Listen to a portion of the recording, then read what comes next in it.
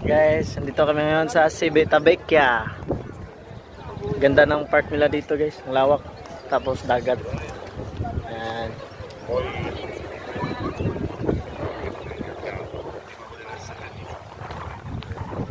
Civitavecchia.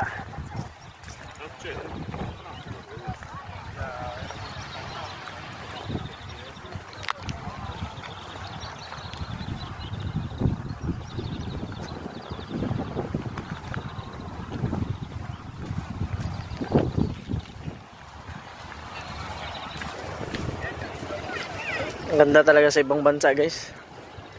Ma-appreciate mo talaga yung lugar nila tsaka yung linis ng dagat. So again, thank you Lord for this wonderful experience. Magala ulit tayo.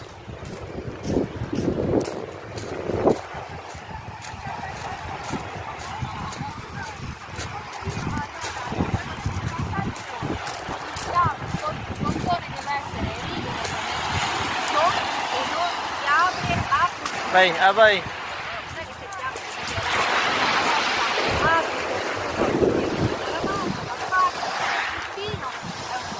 Pwede pala maligo, no?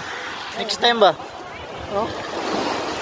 Ito na, ganito yung nasa lapit na ng dagat, guys, oh.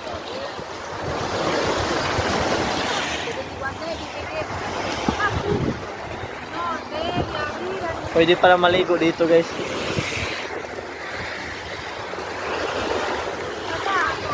This is part of Civitavecchia. Tapos marami pang mga pasyalan doon, banda, doon.